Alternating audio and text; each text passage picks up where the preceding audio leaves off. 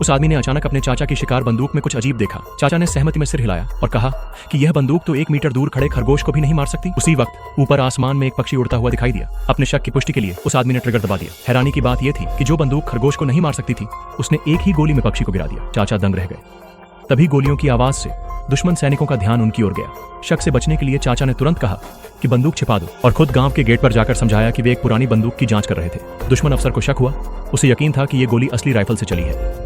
उसने चाचा से कहा कि वह उन्हें अपने घर लेकर चले। अब तक वह आदमी बंदूक छिपा चुका था और आंगन में लकड़ी काटने लगा था। चाचा ने घर से पुरानी बंदूक निकाली और अफसर से कहा कि यह बहुत खराब है। अफसर ने उसे देखकर हंसते हुए सोचा कि यह सिर्फ एक किसान की शिकार बंदूक है, लेकिन तभी उसने पास में गिरे हुए पक्षी को देखा। उसे यकीन नहीं हुआ कि इतनी पुरानी बंदूक ने उड़ते पक्षी को मार गिराया। अफसर ने बंदूक वापस चाचा को दी और कहा, चलो दिखाओ निशाना। चाचा मुश्किल में फंस गए क्योंकि उनकी निशानेबाजी अच्छी नहीं थी। आसमान में कोई पक्षी नहीं दिखा तो अफसर ने लकड़ी का एक टुकड़ा उठाया और आदमी के सिर पर रख दिया।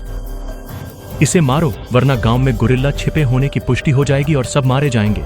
डरे हुए चाचा ने कांपते हाथों से बंदूक उठाई और उस लकड़ी पर निशाना साधा।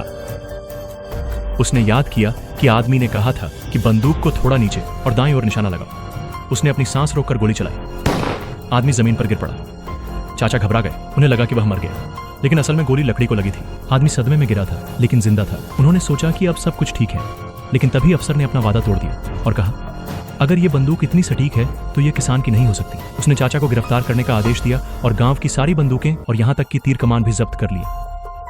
अभी एक दुश्मन मेडिक दौड़ता हुआ बाहर आया और गर्म पानी मांगा। आदमी पानी लेकर अंदर गया, जहां उसने देखा कि दुश्मन एक जासूस को पकड़ कर लाए हैं। वो जासूस आदमी को जानता था। जैसे ही उसकी होश में आया, उसने तुरंत उसे पहचान लिया। यही है जिसने मुझे घायल किया था। अब उस आदमी के पास कोई रास्ता नहीं था। आखिर वो इस खतरनाक स्थिति से कैसे बचेगा?